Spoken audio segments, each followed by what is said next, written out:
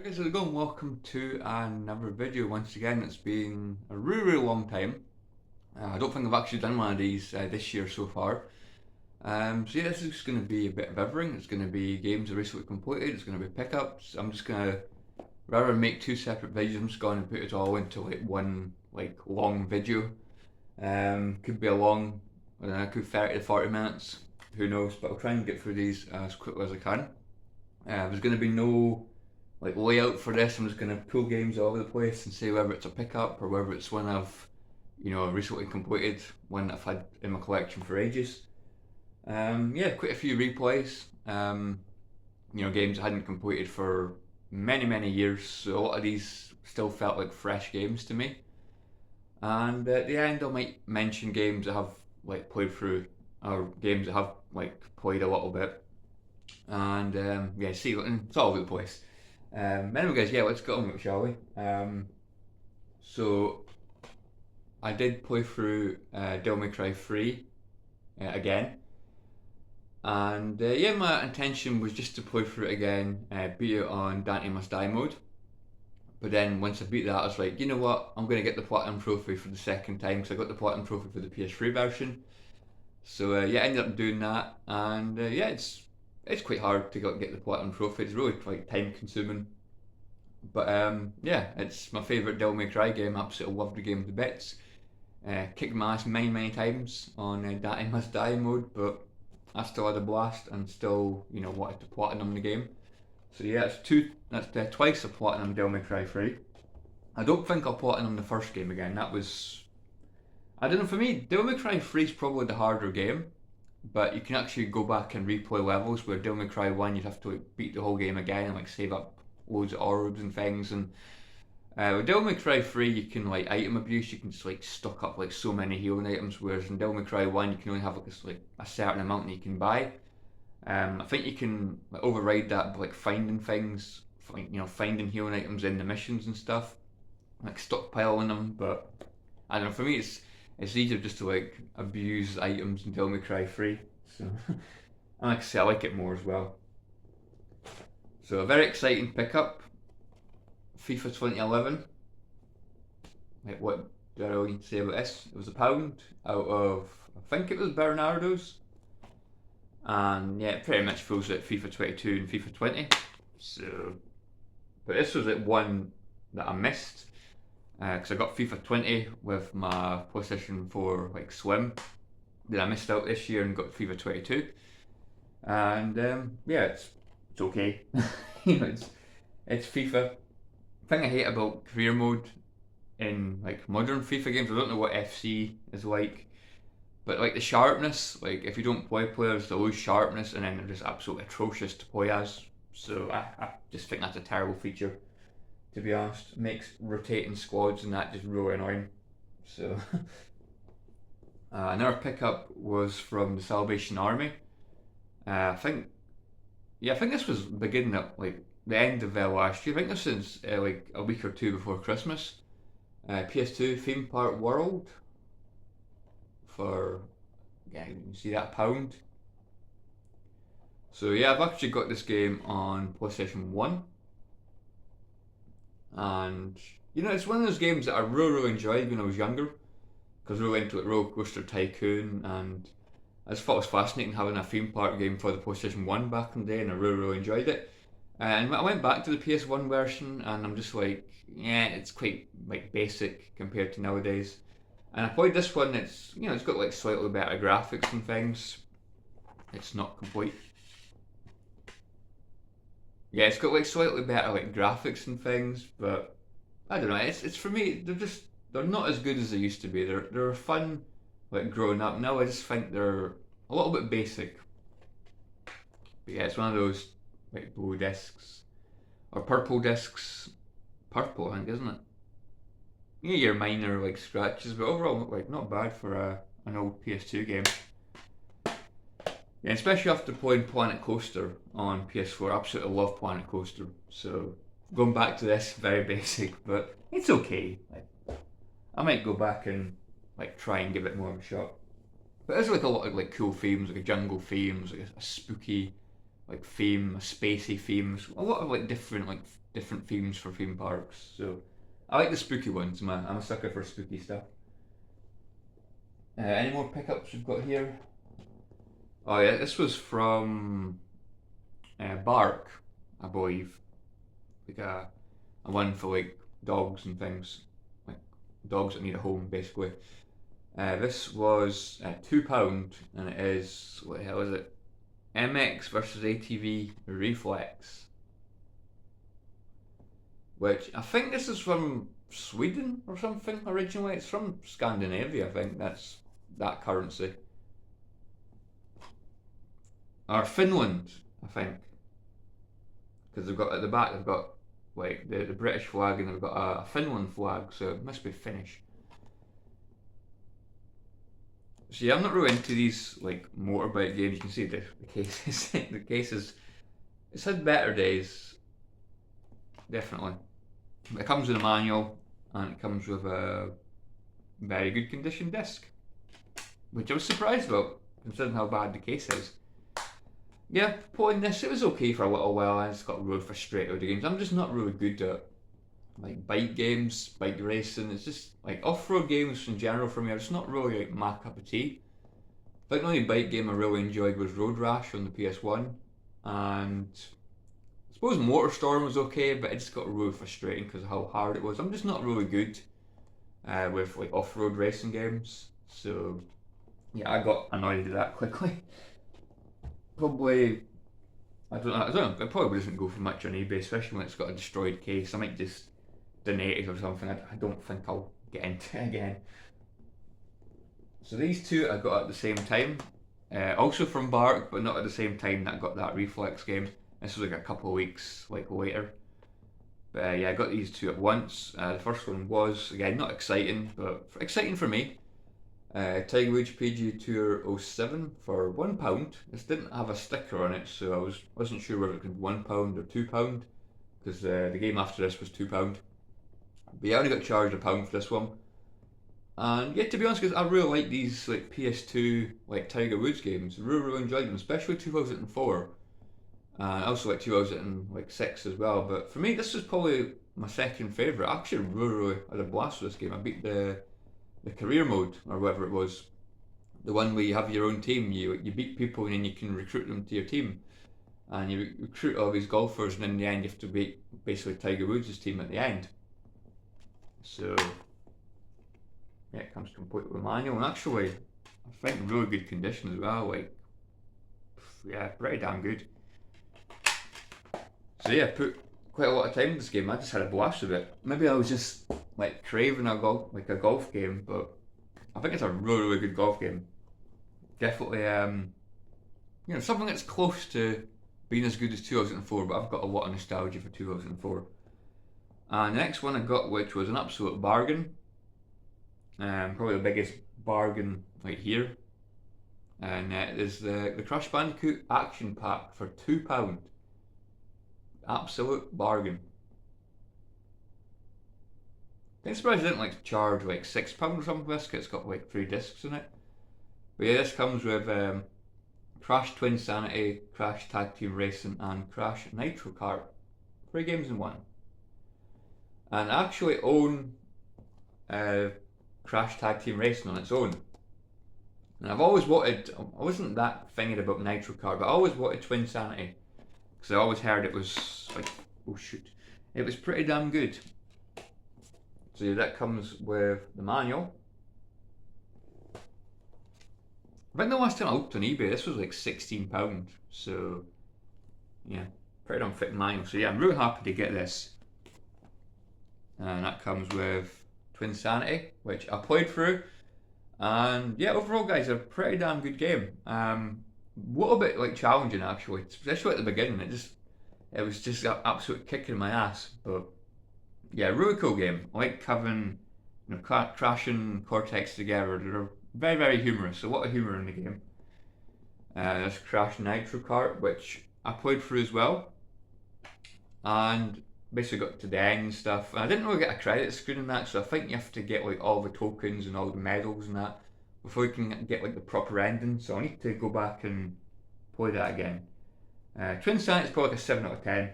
Like the a cappella music's really good as well. Nitro Karts, maybe a 6. It's okay. I thought it was alright.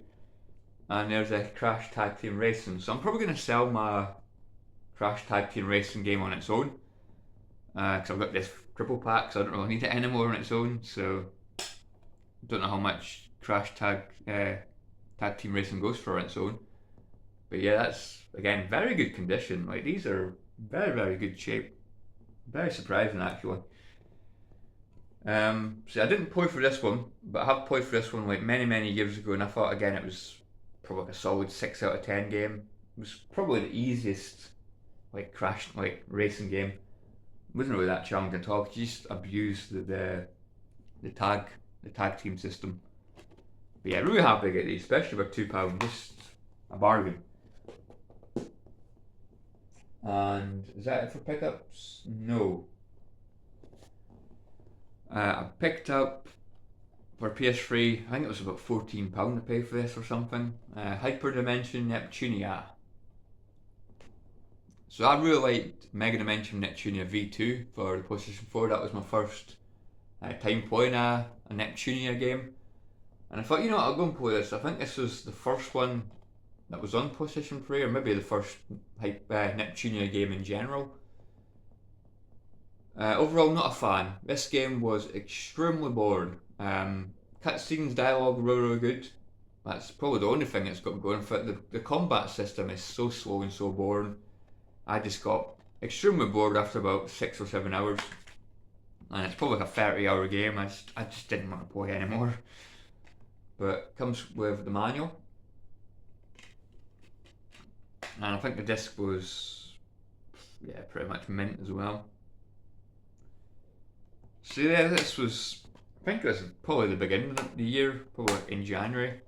And I've never went back to it. Like I say, played about 7 or 8 hours and I just couldn't get into the combat. It's so sluggish and boring. Dungeons are boring. Like I say, the only good thing was the dialogue. The music wasn't that good, it sounded annoying.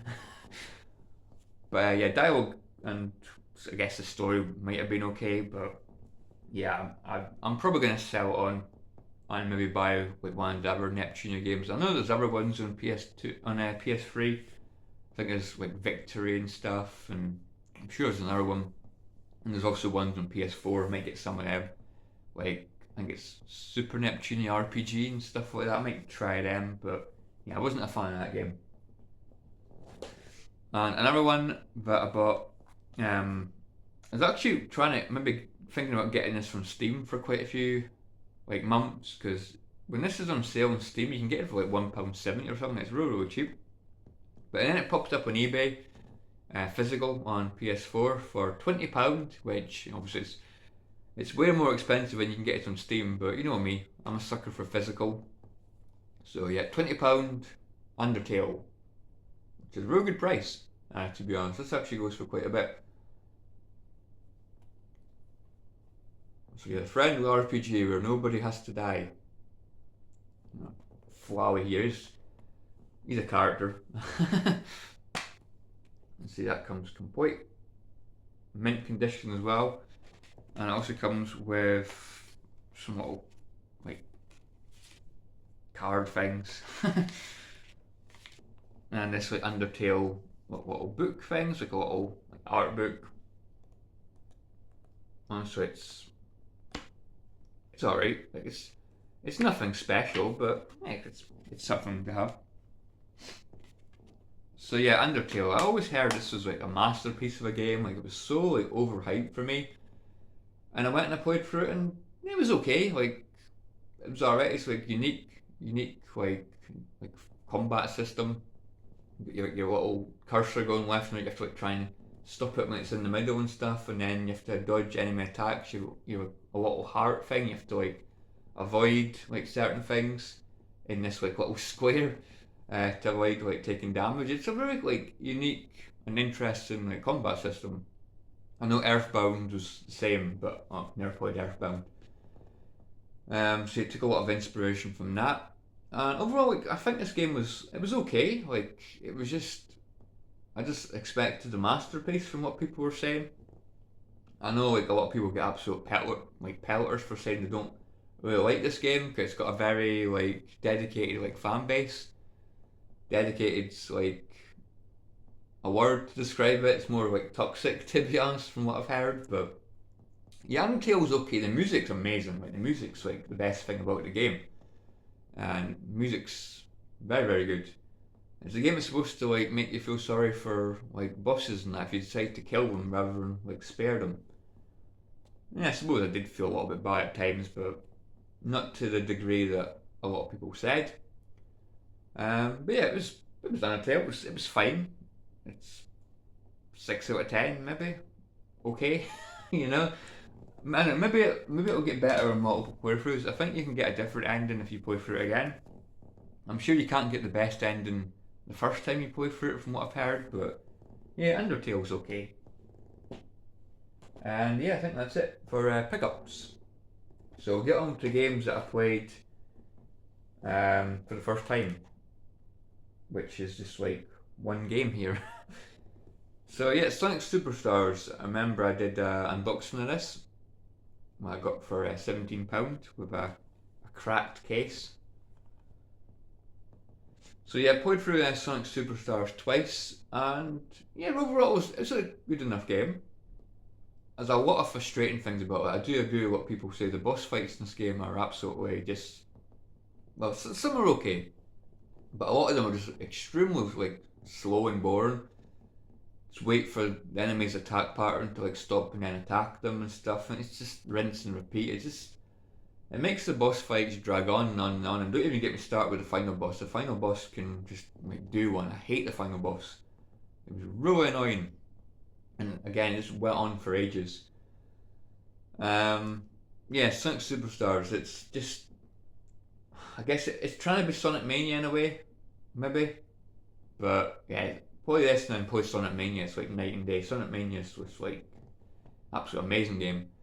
This was okay. I mean, at least it's got original levels. I'll give it that. But apart from that, there's a lot of just very mediocre levels. My favourite probably was at the lagoon level, the one you're at basically underwater. That was a cool level, and I liked the casino or is it carnival? The carnival level. See, I'm not. I can't even remember the level's names basically, but the carnival level was good. I liked that one. That was probably my favourite level in the game, as long as along with that saloon level. Not even saloon, lagoon. I'm thinking Sonic Mania. Yeah, lagoon underwater level. That was cool. The first level was good as well, like the bridge. It was very pretty level. Yeah, for me, just an okay game. So I don't want to talk about games too much because we'll be here all day, but I'll probably give it a 6 out of 10. I'm still thinking about selling it on because I just don't think I'll go back to it again. At least not anytime soon. Like so many other like better like Sonic games out there for me. So I think that's it. Now these are just games that I've beaten before in the past and I've replayed them. So the first one was, I'm sure in the last like games I recently completed, I mentioned I beat the second game in the series, and now I've beaten Anamusha 3. Again, this is just the second time I've played through this game in my life. This game I probably played through maybe 8 years ago or something. It's been a hell of a long time, and I always remember this one being my favourite. And yeah, playing through it now, I think this is still my favourite Anamusha game. It's definitely got things about it that I don't like, but I'll get to that in a moment. But yeah, Anamusha 3, I think I beat this before Christmas, I think it was. And yeah, I really like the new character, Jacques. I think he's a really cool character. He's probably I think he is my favourite Anamusha card. I like Seminusky as well, but something about Jacques with his whip. It was just really fun to play as him. And so in this game you go back and forward playing as Jacques and Seminusky because there's like a time travel element to the game, which I'm very like hit and miss. So I'm not really big into like time travel things. They can be quite hit and miss for me. But yeah, I still think this was an absolute tremendous game. I think they did do the whole going back and forward between characters a bit too much. Sometimes you feel like you just go and play as a character and then you go back and play as another character after like only like 5 or 6 minutes. So because you have to like take items from one character to give to the other character and vice versa. So it can get a little bit too much for me. But yeah, Anamusha 3 is just a fantastic game. I just think it's the most fun like combat in the game. Fun boss fights, great music. Just like all the Anamusha games, they've all got really good music. And yeah, not too many like frustrating parts. I didn't really like the bit near the end where you're climbing the Eiffel Tower, and enemies like respawn and like they knock you back and like knock you into a teleport or knock you like all the way, pretty much teleport you all the way down near the bottom of the tower again. That was a little bit frustrating. I didn't really like that too much. But the game itself is great. Dialogue's great. Characters are great. Story's great. Music's great. Combat's just so much fun. So yeah, Anamusha 3, I'm giving this an 8 out of 10. I think it's the best in the series, I would say. I think 3 is my favourite, then 2, then 1. I've not played like Dawn of Dreams or whatever it is. Not played that one yet. Yeah, my throat's getting dry. Hold on, guys. Very unprofessional, but my throat is getting dry. And I'm sure my accent's hard enough to understand as it is without sounding rough as well. So another game I played through last year was Need for Speed Most Wanted, which is said by a lot of people to be like one of the best Need for Speed games, and yeah, I can't help but agree. I think it's an extremely good game. Frustrating game. This is probably the hardest, in my opinion, the hardest Need for Speed game. This is a really difficult game. But I do like the whole gimmick of the game where it's like the blacklist and you have to work your way up the blacklist by doing tasks. You do so many tasks and then you can take on each member. I think it's like 15 members, so it's a very lengthy game. But as the game goes on, like some of the trials you have to do are just so damn tough. Like towards the end, like getting to like a 15-minute chase with cops and then lose the cops, that just gets extremely nerve-wracking. Because the cops in this game are absolutely brutal. They are extremely difficult to lose. And if you run over a spike strip, like during a chase, that's it. It's not like later Need for Speed games where you go over a spike strip and give it a little while and then your tires basically get their air back in them again, like a magic repair kind of thing. And that's it. You're doomed basically. So it's a very challenging game, but it's so damn good. Like I really like the blacklist members and that, and like the dialogue you get in the game is very entertaining. Maybe a bit cheesy at times, but I think it's entertaining for what it is. Like the main villain in this game is an absolute douchebag. You just can't wait to, teach him a lesson. So he does a good job. Customization's good. Again, customization felt better like back in the day. Nowadays it's maybe a little bit basic, but it's still really fun. So many like good songs in this game, from like Bullet for My Valentine, Avenged Sevenfold, and many others. It's got a really good soundtrack. So yeah, I still think I can just sit down and play this game for hours. It's just so damn good. I still prefer Carbon. I'm still a sucker. I'm still a sucker for Need for Speed Carbon. I always consider that to my favourite ones because I love the whole like nighttime setting. It's really good, and I like the canyon races are really fun. But I still think this is definitely one of the best Need for Speed games, and it's probably an 8 out of 10 as well. Very good. Just wish it was maybe a little bit easier. Maybe that's just me, but it's still so much fun. Another game I replayed was Splatterhouse. So this is one of those games that didn't really get a good reputation when it came out, and it kind of like flew under the radar. And for that, it's quite an expensive game to get a hold of nowadays. I'm kind of grateful to have this because I think the last time I saw this was like £40. I think it's slightly cheaper on the 360, but the PS3 version is like £40. So definitely not worth that, I would say. But yeah, it's basically like an action like beat 'em up game. You go through these like really like creepy, very gory environments, which really cool. Like visually, it's really cool. Yeah, you rip heads off enemies, you tear them apart, you rip their limbs off. It's extremely gory, but it's part of the charm of the game. Good soundtracks like Lamb of God, Mastodon. Yes, there's loads of different. Does it even tell you in the back? Yeah, Lamb of God, Mastodon, Five Finger Death Punch. So there's a lot of good like metal bands in this game. For me, the thing that lets the game down is it can feel a little bit clunky at times because there's like platforming section in this game, and sometimes the platforming sections can be really clunky, and you just like fall and die like instantly and have to go back to your checkpoint. But yeah, apart from that, it's not like a long game. It's maybe like a 6-7 hour long game. It's not really that tough, and yeah, it can be a little bit repetitive, but I like the game for what it is. I think it's a solid like 7 out of 10 like kind of game. It's definitely worth paying if you playing if you can get it cheap. Just I wouldn't say pay like £40 for it unless you really want to. But yeah, it's still a solid like 7 out of 10 game. And in fact you get like Splatterhouse 1, 2 and 3 on the disc as well, which is really cool. And yeah, this is the last one. And that is for the PS3, it is Enslaved Odyssey to the West.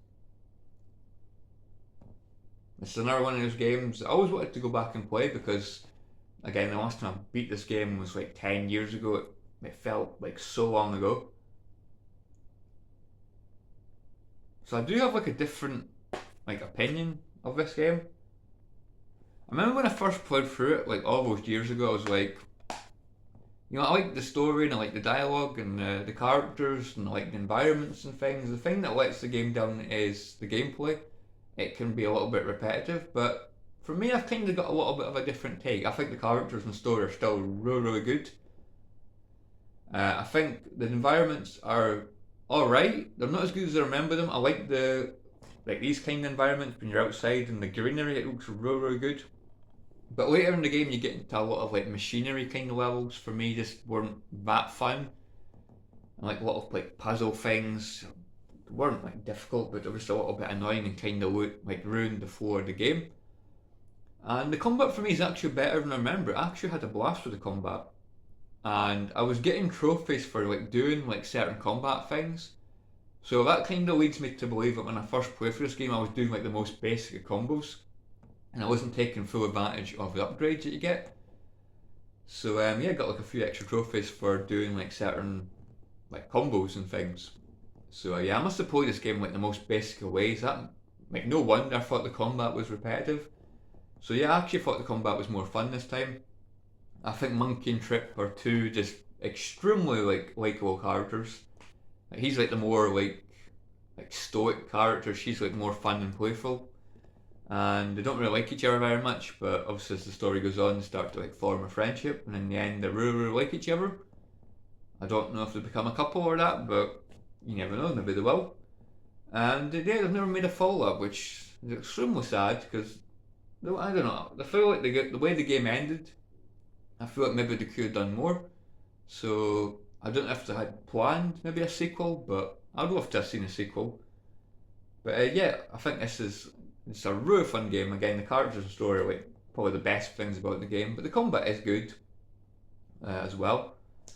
Obviously, Andy Serkis does the voice of Monkey, and he keeps showing up on the screen in like flashbacks. So yeah, that was very interesting. Like the gameplay, not the gameplay. The story is very, very interesting, and it kind of like leads you to believe like what the hell's going on. Like the ending, I thought was interesting, but I'm not going to like spoil the ending or anything. But the ending was interesting. I was kind of like, I wonder what they're going to do next. We never got a sequel, so yeah, that kind of sucks. But yeah, guys, that is it. That is basically games I've recently completed and games that I've picked up. So yeah, a lot of stuff to show. Like I say, I'd like to have talked about a lot of these things, like these kind of like these games, and I'd like to have talked about them a bit like more, but it's been so long. My mind's a bit hazy with a lot of these games in Splatterhouse, like games with that. Like I'd like to have talked about them more, but my mind's still a bit hazy because it's been many, many months since I played through them. So anyway, guys, that is it. Hopefully, I'll not be too long before making another one. I'd like to make these more often, like games are just completed. Just I've not beaten like so many games, so I can maybe like talk about them a little bit more. And I do plan on like picking up like more games this year as well, because last year I didn't pick up many. that many games at all. I'm stumbling on my words like so bad here. You can tell I'm starting to fade here. But anyway, guys, hope you guys have enjoyed this. Thank you very much for watching, and yeah, let me know what you've been playing recently or what you've been picking up recently, and yeah, let me know yeah how those games are going basically. Anyway, guys, thanks for watching. I'll catch you all in the next video. Catch you all later.